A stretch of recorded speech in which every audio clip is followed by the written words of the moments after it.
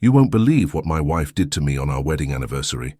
Imagine spending over a decade building a life with someone, sacrificing, loving, forgiving, only to discover that the biggest lie was hiding Rai. She looked me in the eyes that night, smiled and said she wanted a divorce, just like that.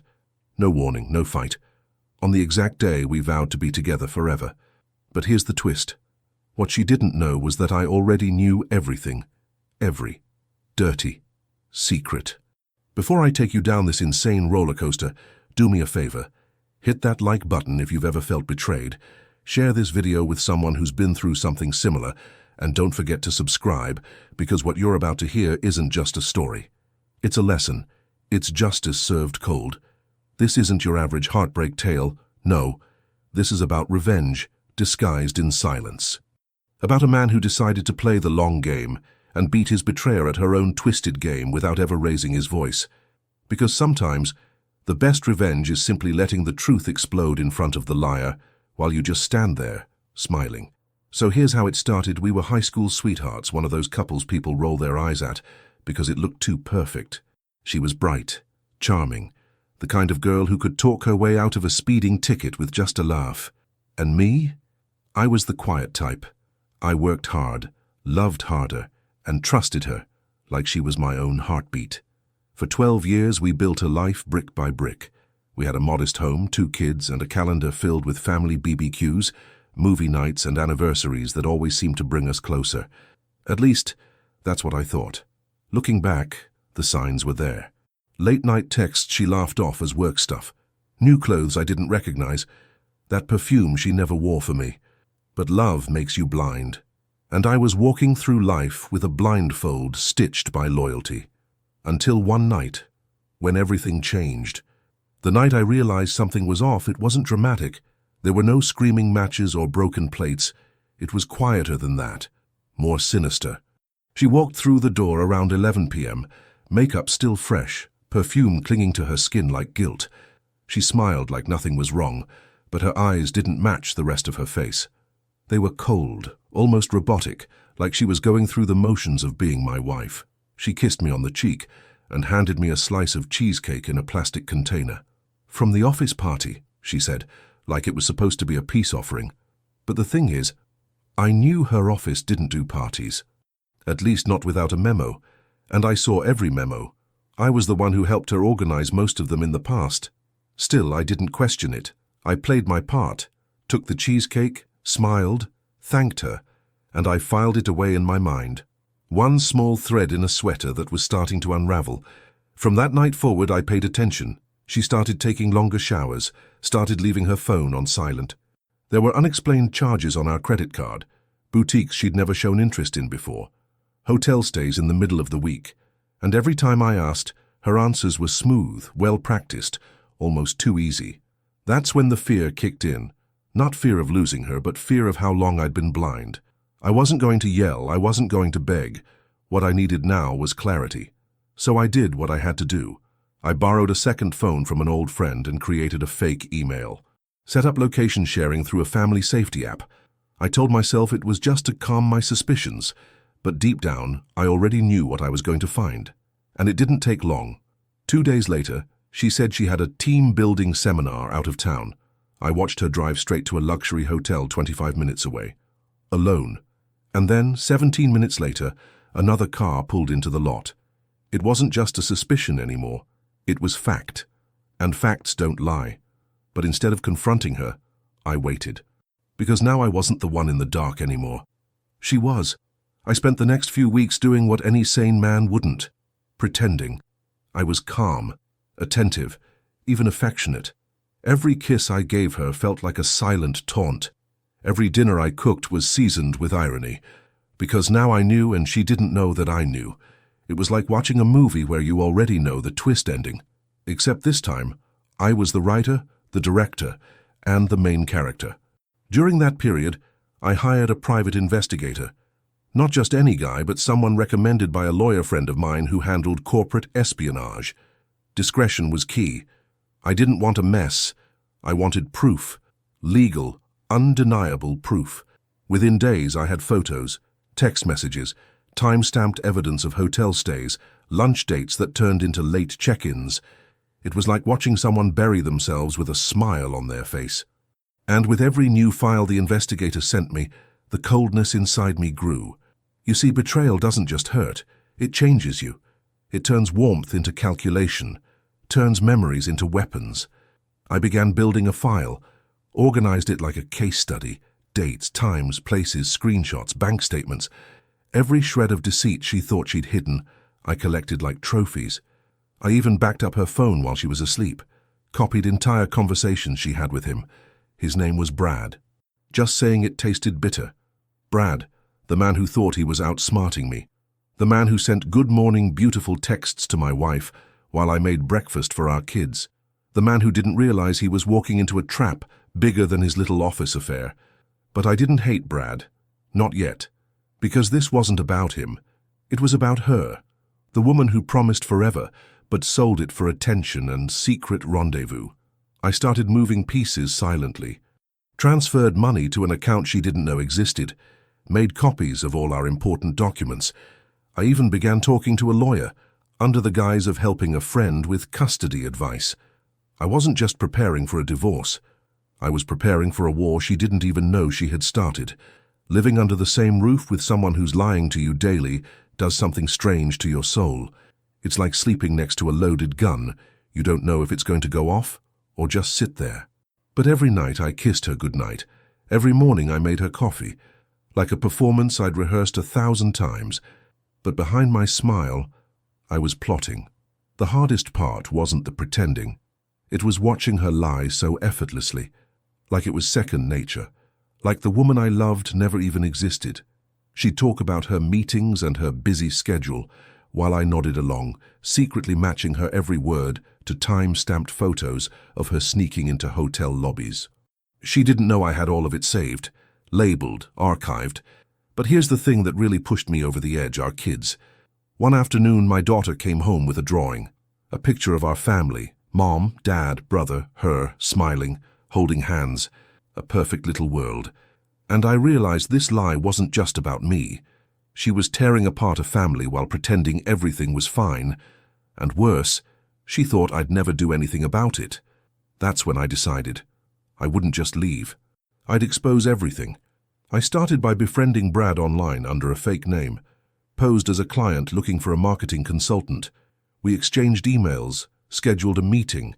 He had no clue who I was. During that meeting, I recorded everything. Got him to admit to the affair. Thinking I was just another guy in his field, he laughed about it, called it his little secret project. Oh, the irony. Meanwhile, I updated my lawyer weekly, prepared documents, started shifting assets, quietly changed beneficiaries, all legally, all clean. She thought she was in control, that I was oblivious, but she was dancing on a stage I built for her, and soon the curtain would fall. The week leading up to our anniversary, she was extra sweet, cooked dinner, wore lingerie she hadn't touched in months, said things like, "I feel like we're reconnecting." It was almost laughable. I played along, gave her flowers, booked a dinner reservation at the same restaurant where I proposed to her. She smiled like the guilt had vanished, like she'd gotten away with it all. But what she didn't know was that our anniversary dinner wasn't a celebration. It was her unmasking. I had everything ready. My lawyer was on standby. All the documents were prepared. Full custody request, asset division, evidence files. I even arranged for the private investigator to deliver a sealed envelope to Brad's office that same day, detailing every sordid detail with pictures. I wanted him to see what she was like when she wasn't pretending. At dinner, she looked radiant, wore the necklace I gave her on our 5th anniversary, held my hand across the table. Then she looked at me, eyes shining, and said, "I think we should talk. I'm not happy. I want a divorce." I smiled, and that's when the game truly began. I leaned back in my chair and smiled, not the kind of smile that comes from joy, but from victory. Calm, measured, sharp. "I know," I said. Her face froze.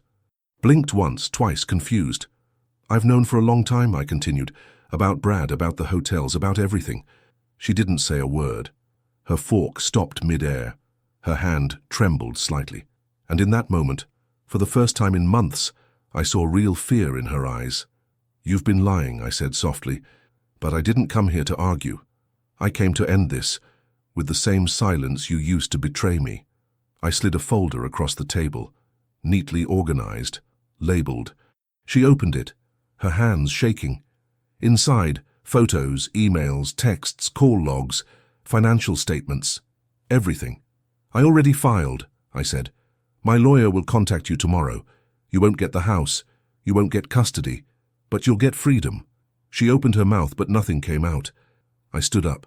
"Happy anniversary," I whispered, and I walked away. I didn't go home that night. Instead, I drove to my brother's place, sat in his driveway for almost 20 minutes before walking in. He knew something was off just by looking at me. No words, just a firm handshake and a bottle of bourbon on the table. It wasn't relief I felt. It wasn't even satisfaction. It was emptiness. Like I had finally dropped a weight I didn't realize I'd been carrying for so long. But the imprint of it was still on my shoulders. The kids were with my parents for the weekend. I had arranged that in advance. I didn't want them to be around when the bomb dropped. Because when she got home that night, she found everything gone, my clothes, my laptop, even my toothbrush. On the kitchen counter, I left a single sheet of paper. It wasn't a goodbye. It was a summary of everything I knew, with the final line, "You broke this, not me." The next morning I woke up to 30 missed calls, voicemails, texts. First came denial, then rage, then tears, and I ignored them all. I wasn't doing this for her anymore. I was doing it for me. For the man who had bent over backwards to be enough for someone who never truly valued him. She tried showing up at my job. I had already alerted security. She called my family. They didn't answer. When she realized she had no control left, that's when the begging started. But it was too late. Brad tried to play the hero.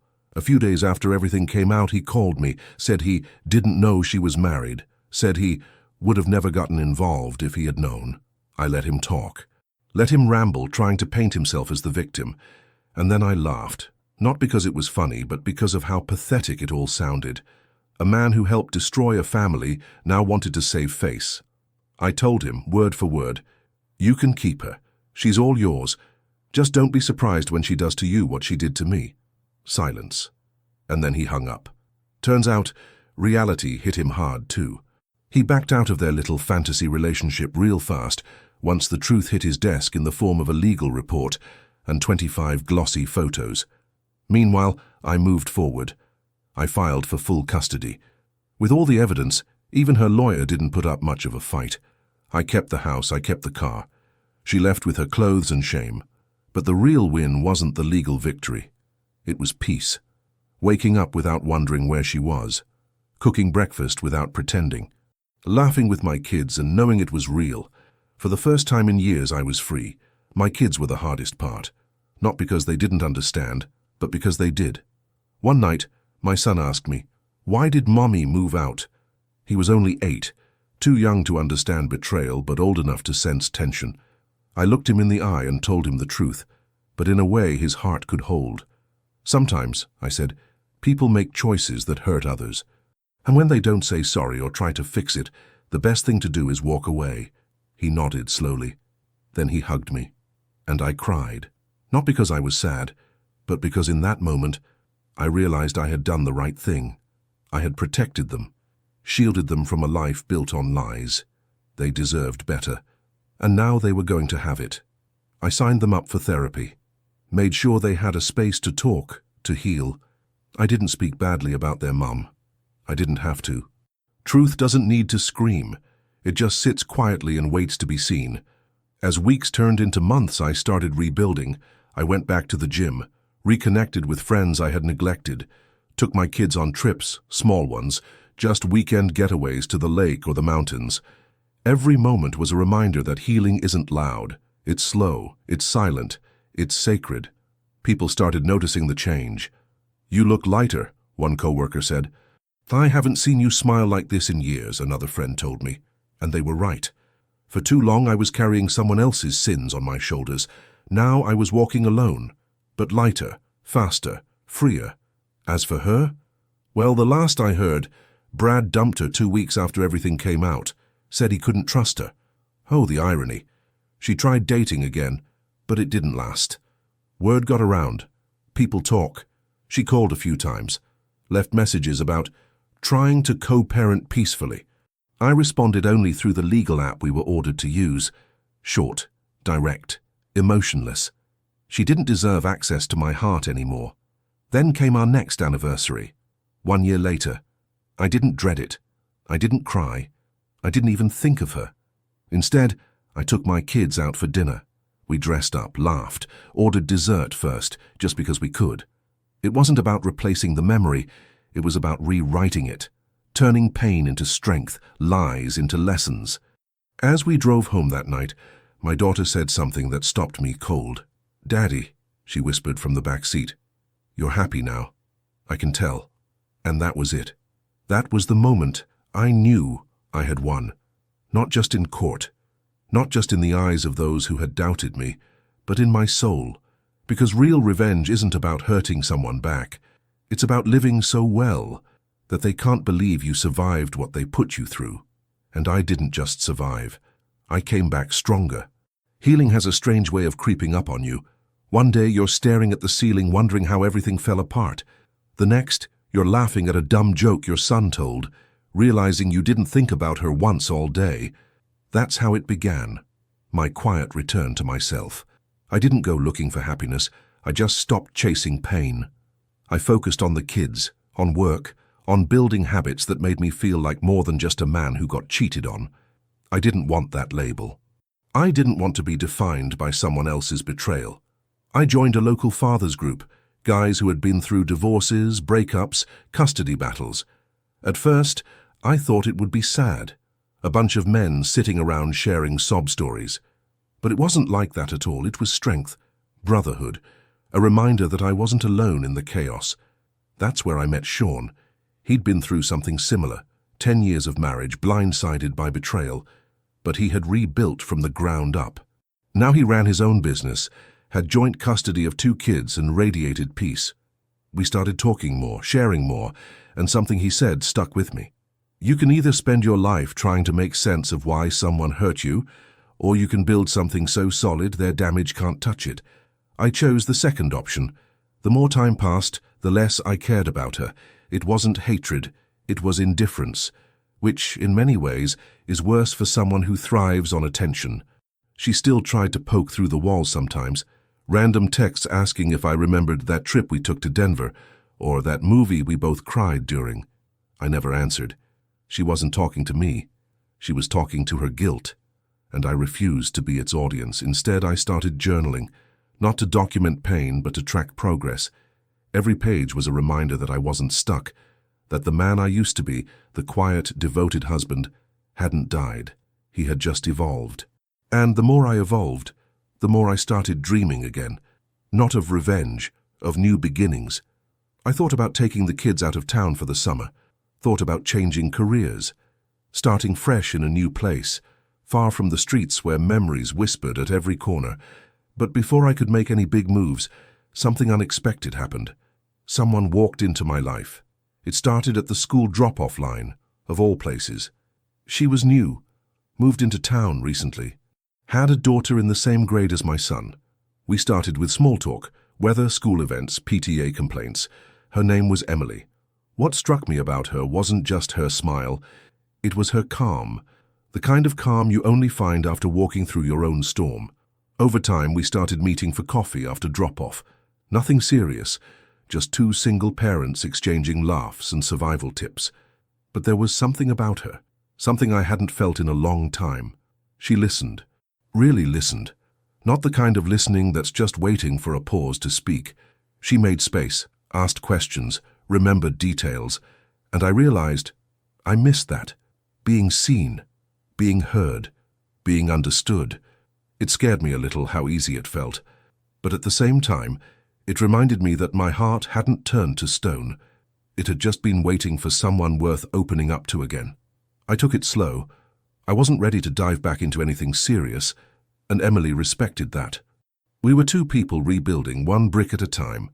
The kids got along well, which helped. They became fast friends, and seeing them laugh together felt like a glimpse into a future I never imagined I'd get after the divorce. We started doing little things as a group. Movie nights, park afternoons, game nights with too much popcorn. There were no labels, no pressure. Just presence.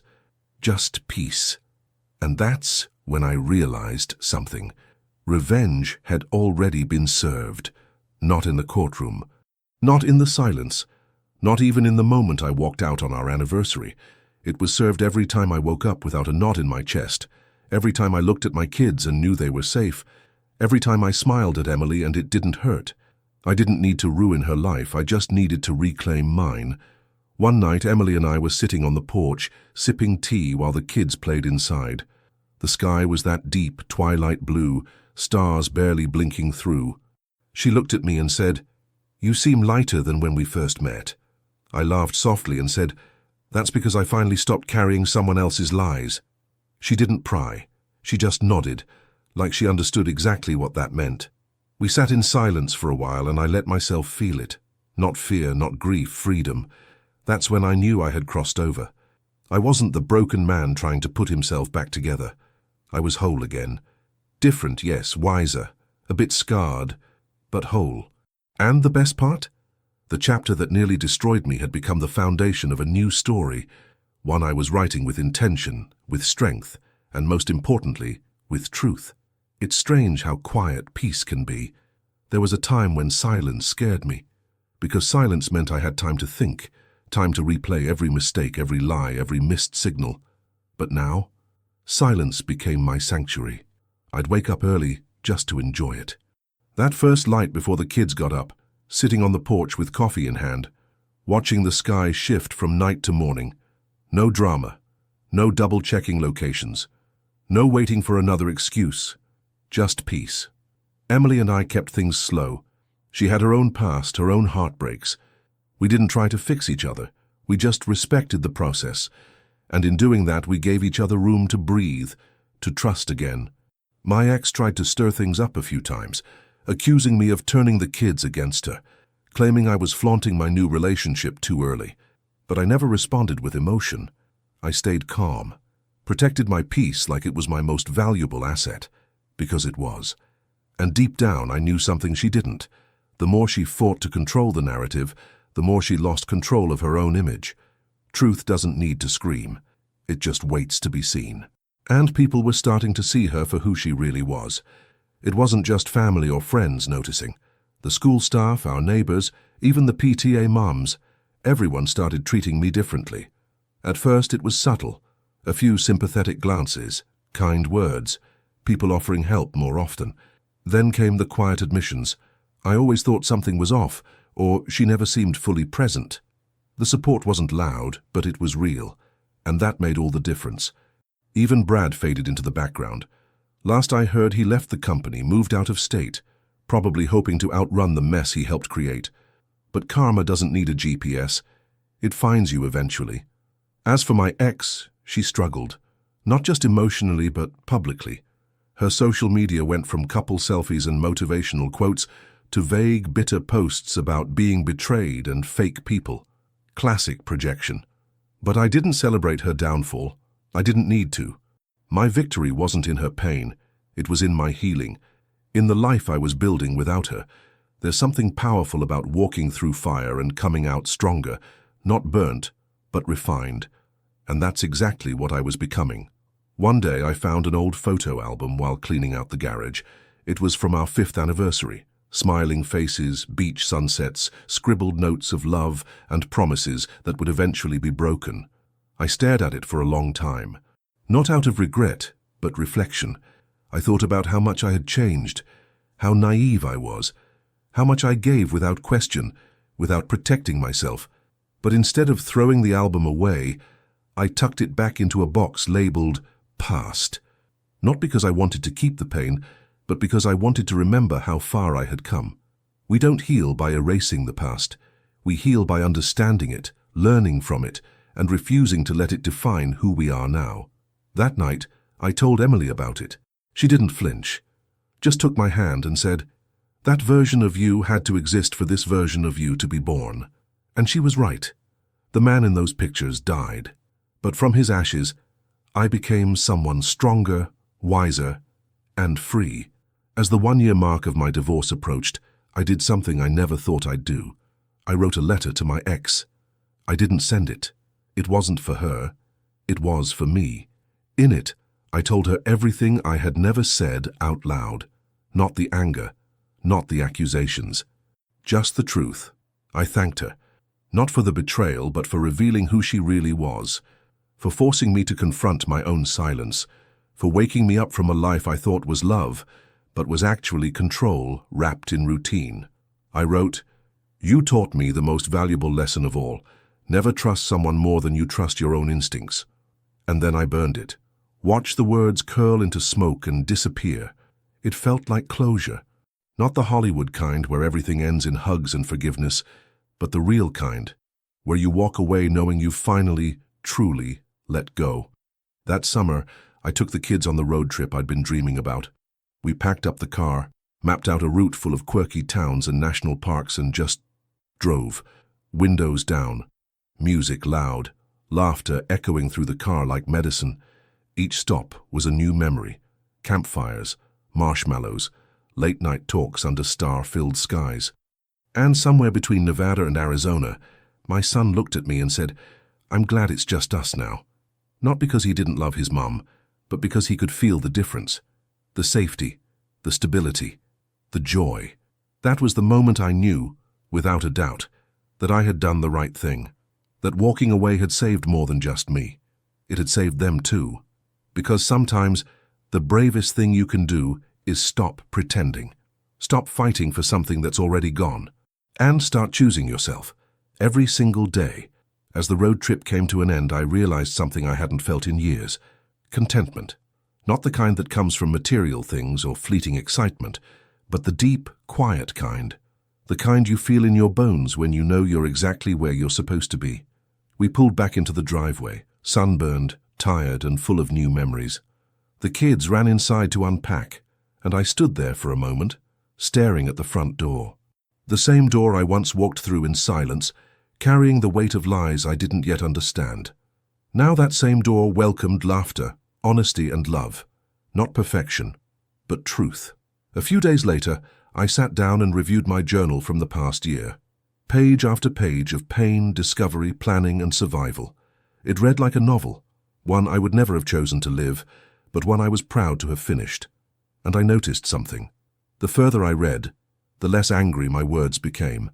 The tone shifted from bitter to focused, from focused to hopeful. Healing is never loud. It doesn't announce itself with fireworks. It tiptoes in through moments like these. Quiet returns, warm sunsets, a full fridge, a clean conscience. I had spent so long preparing for battle, I forgot what peace even looked like. Now it lived in every corner of my home. One weekend, I took Emily and the kids to a community festival. It wasn't anything fancy, just food trucks, local bands, a petting zoo, but it felt like something more. It felt like a life I had earned. There was a moment when Emily and I were sitting on a blanket, watching the kids race through a bouncy castle, when a familiar voice called my name. I turned to see one of my ex's old friends, someone who used to come to our house for dinners, who once toasted to forever on our 10th anniversary. She looked surprised to see me smiling. "You look good," she said. "Thanks," I replied casually. "I feel good." She hesitated, then added, "I heard about everything. I'm sorry." I nodded politely, but inside I felt nothing. No anger, no vindication, just a gentle kind of closure. Because when someone who once pitied you sees you thriving, you don't need to say a word. Your peace speaks for itself. We watched the kids play a little longer before packing up. On the drive home, Emily squeezed my hand and said, "You're not just surviving anymore." I smiled. "I know." Back at home, we fell into our rhythm again. I cooked dinner. Emily helped the kids with homework. We argued over which movie to watch and settled for one no one really wanted but everyone still enjoyed. That night, after the kids went to bed, I opened a box I hadn't touched since the divorce. It was full of old letters, mementos, photos, the last remnants of the life I used to live. I sifted through them slowly, almost like a ceremony. There was the first note she ever wrote me in high school, a Valentine's card from our second year of marriage, a ticket stub from the concert where I first told her I loved her.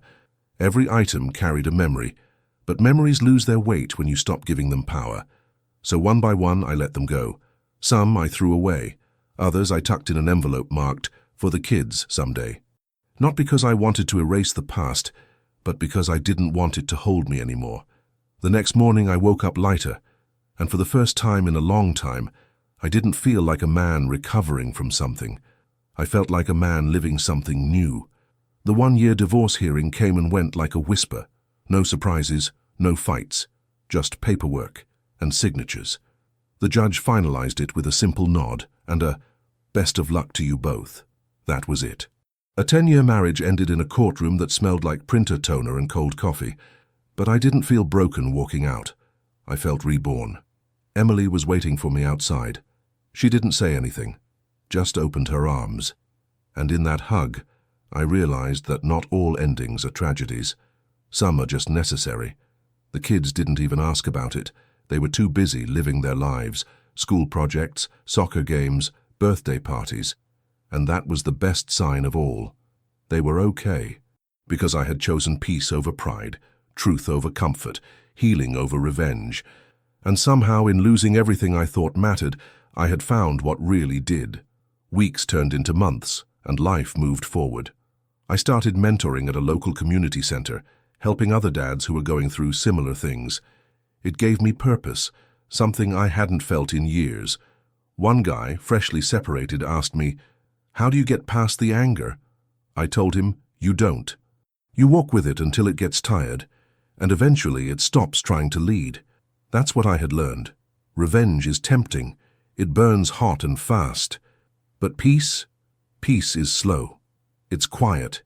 It builds brick by brick with patience and intention. I didn't need her to hurt. I just needed to heal. And I did. Not with grand gestures, not with bitterness, but with small choices. Every day, choosing my kids, choosing truth, choosing to laugh again, choosing to live. And in doing so, I didn't just rebuild my life. I redesigned it, this time from the ground up. Sometimes I still get flashbacks. Not the painful kind, just moments that drift through unexpectedly. A certain song on the radio, a scent in a passing crowd, a place we once visited. They don't hit like they used to, no punch to the gut, no rush of pain, just echoes. I let them come. I let them pass. They're just reminders now, not of what I lost, but of what I survived. And that's a powerful shift. See, healing isn't about pretending it didn't happen. It's about standing in the ruins, brushing off the dust and realizing you're still standing. Not broken, just changed. One night, Emily found me sitting on the back steps, staring out at the yard. I told her I was thinking about how far things had come, about how I never imagined this life, this peace, could ever exist for me. She sat down beside me and said, "It's not the life you imagined, but maybe it's the one you were meant to find." She was right, because the life I had before was built on illusions, on assumptions, on someone else's version of love. This life, this one is built on truth, on hard-earned joy, on people who show up, stay present, and speak from the heart. We hosted a barbecue for the first time that fall. Just close friends, some neighbors, and a few families from the kids' school. Nothing extravagant, just laughter, food, and stories shared over flickering backyard lights. As the evening wound down, one of my old college buddies pulled me aside. He looked around at the yard, the kids playing, Emily laughing with another mom, and said, "Man, after everything you went through, I didn't think you'd bounce back like this." I just smiled. Because I didn't bounce back, I rebuilt. From ashes, from silence, from betrayal. I took every broken piece and made something new out of it. And while I wouldn't wish that pain on anyone, I also wouldn't erase it. Because without it, I never would have grown, never would have learned what I truly deserved. That night, after everyone left, the kids asleep and the house quiet, I looked around at the messy kitchen, the empty plates, the half-finished glasses of wine, and I felt proud, not just for surviving, but for creating something worth surviving for. There's something no one tells you about healing. It makes you brave in other areas too. Once you've survived betrayal, once you've stood in front of everything you thought was real and watched it collapse, you stop being afraid of failure. So, I took a leap. I left the job I had been clinging to for years, the safe, stable, suffocating one. And I started my own thing, consulting, freelance work, mentoring dads full-time. It wasn't about making millions. It was about freedom. Freedom to make my own schedule. Freedom to spend time with my kids. Freedom to build something that reflected who I had become, not who I used to be. And it worked, slowly at first. A few clients, then more. Then enough to pay the bills and still have time left over to live. It felt risky. But after what I'd been through, losing a paycheck didn't scare me. What scared me was going back to a life where I didn't feel alive. One day, I ran into my ex at the grocery store. It had been over a year since we last spoke face to face. She looked different, tired, unsure. We locked eyes briefly. She gave me a weak smile. I nodded, polite but distant. She walked over. "Hey," she said, almost like a question. "Hey, how are things?" "They're good," I answered honestly. "Really good." There was a pause. Then she asked, "You seeing someone?" I didn't hesitate. "Yes." Another pause. "I'm glad," she said, eyes flickering with something she tried to hide. We talked for a few more seconds, small, meaningless pleasantries. And then she walked away. I stood there for a moment, looking at the frozen aisle, and for the first time in that entire journey, I realized I felt absolutely nothing. Not anger, not sadness, not pity, just peace. And in that moment, I knew the chapter was finally closed. That evening, I told Emily about the encounter. She didn't get jealous. She didn't ask for details. She just looked at me, smiled, and said, "I'm glad you got that moment." Because she knew. She knew that healing isn't about moving on quickly. It's about finally being free. Later that night, we danced in the living room. No music, just us. Swaying slowly under the soft light of the chandelier, kids asleep upstairs, the world quiet around us. And as I held her close, I thought about everything that led me here. The betrayal, the pain, the planning, the silence. And now, the peace. I don't believe everything happens for a reason, but I do believe we can give reason to what happens. We can take what nearly broke us and use it as the foundation for something better, something stronger, something real. And that's exactly what I did. Months later, Emily and I took a weekend trip alone.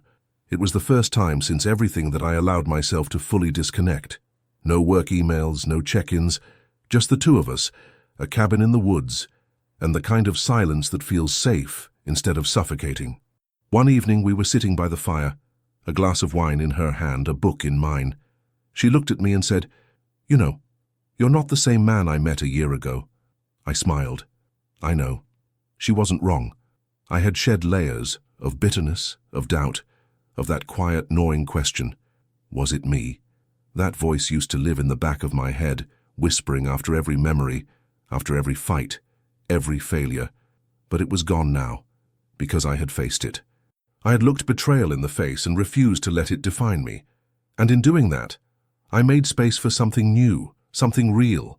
Emily wasn't just a new chapter, she was a new book, written in a language of honesty, built on moments that mattered. No performance, no hidden motives. Just two people who had been through hell finding home in each other's healing. We came back from that trip more connected than ever. It wasn't dramatic. There was no grand gesture or wild revelation. It was just a calm, steady knowing that we were in it together. And not because we needed to be, but because we chose to be. The kids noticed it too. They weren't just happier. They were lighter, more relaxed. My daughter started drawing again. My son started telling jokes at dinner. Laughter came back into our home, not as a guest, but as a resident. Even school reports reflected the shift. Teachers mentioned how much more focused and confident they were. That's when I realized this healing wasn't just mine, it was theirs too. Because when one person breaks the cycle, the ripple touches everyone. I had once feared being a single parent. I thought I'd fail, that I wouldn't be enough. But I was wrong. You don't have to be perfect to be a good parent, you just have to be honest, present, willing to admit when you're hurting and strong enough to do something about it. That's the kind of man I had become. Not flawless, just real. Then came something I didn't expect. One morning while packing lunches and checking homework, My daughter came up to me holding a photo. It was from our old house, all four of us smiling, me, her mom, her brother, and her, a snapshot from a time when everything looked fine on the surface. "Can I keep this in my room?" she asked. At first I froze. That photo held so much. It was a symbol of a life I had buried, but I looked into her eyes and saw no confusion, no longing for what once was, just a quiet respect for where she came from. So I nodded. "Of course," I said, "that's part of your story." And in that moment, I realized something crucial. Healing doesn't mean erasing the past. It means accepting it without letting it control you. Letting your kids hold on to the pieces they need while showing them how to build something new out of the rest. That was my role now, to guide, to love, to protect. Not from truth, but from letting it steal their future. One evening after dinner, Emily and I sat on the porch watching the kids play in the yard. The sky was golden, the kind of color that only shows up when the world slows down just enough to notice it. "I never thought I'd have this," I said quietly. She looked at me. "What? A yard full of muddy kids and burned burgers?" I laughed. "No. This. Peace. Family. A second chance." She smiled, leaned her head on my shoulder and said, "You didn't just get a second chance. You built it." That hit deep. Because for so long I thought healing came from waiting, from time passing, from pain dulling. But now I knew better. Healing comes from effort, from choosing to rise every morning, even when it hurts, especially when it hurts. It's not something that happens to you, it's something you build. And every laugh in that yard, every quiet night, every small moment of joy was proof that I had done just that. A few weeks later, I got a letter in the mail. It was from my ex. Not a court notice. Not a demand. Just a simple handwritten note. She apologized, said she didn't expect forgiveness, said she knew what she did broke something she couldn't fix, said she hoped one day our kids would see her for more than her mistakes. I read it twice, then folded it and placed it in the same envelope with the other things I'd saved for the kids someday. Not because it made anything right, but because growth means allowing people to own their truth, even if it's too late. And in that moment I realized I had no hate left. Not for her, not for Brad, not even for the version of myself that stayed too long, because every version of me led to this one. And this one? He's finally home. The seasons changed again. Fall brought crisp mornings and trees shedding what they no longer needed. It felt poetic, watching the leaves let go without resistance, just like I had done with my past. I started teaching a workshop at the community center. Not just mentoring dads, but leading real sessions on resilience, rebuilding and emotional strength. Men showed up quietly, carrying their own silent wounds. And I told them my story, not for sympathy, but for solidarity. One night after a session, a young guy, barely 30, came up to me. His voice shook as he asked, "How do you trust again after all that?" I looked him in the eye and said, "You don't start by trusting them. You start by trusting yourself. Because that's the truth no one tells you. The biggest betrayal in my story wasn't what she did. It was how long I ignored my own instincts, how long I gaslit myself into believing I was imagining the signs. Trust begins with you. When you learn to honor your gut, your boundaries, your truth, you stop accepting crumbs from people who only show up when it's convenient. You stop negotiating your worth. It was a Sunday evening, just like any other. Emily and I were putting together a puzzle with the kids. Music playing low, a roast in the oven, the kind of night that feels small on the surface, but fills a room with something sacred. My son suddenly asked, "Daddy, will you ever marry again?" Emily and I looked at each other, surprised but not shaken. I smiled and said, "Maybe if the time is right." He nodded, satisfied with the answer, and went back to the puzzle. But the question lingered. Later that night, after the kids were in bed, Emily and I sat outside under the stars. "You ever think about it?" she asked. "Marriage?" She nodded. I didn't answer right away. Not because I was unsure, but because for the first time, I wasn't afraid of the idea. Not because I needed to prove anything, not because I needed to replace what I lost, but because I'd found something that didn't need fixing, love that grows slowly, that listens, that doesn't hide. And I realized, yeah, maybe I do believe in marriage again. Just not the kind built on fairy tales, the kind built on fire-tested truth. Emily and I didn't rush anything. We talked, planned, involved the kids every step of the way. It wasn't a wedding about show or tradition. It was about unity. A choice, not a performance. We married in our backyard, under a canopy of string lights and soft music, surrounded by people who had seen us at our worst and stayed to witness our best. No speeches about destiny. No grand declarations, just promises, real ones. To never lie, to never hide, to show up, even when it's hard, especially when it's hard. And when I looked into her eyes that day, I didn't see a fantasy. I saw a future built on everything we'd learned the hard way. And it was perfect. Not because it was flawless, but because it was real. Years from now, if my kids ever ask me what the hardest thing I've ever done was, I'll tell them it wasn't the divorce. It wasn't discovering the affair. It wasn't starting over. It was choosing to walk away without burning the whole world down. Choosing peace over pride. Choosing to build when all I wanted to do was destroy. Because real strength doesn't come from revenge.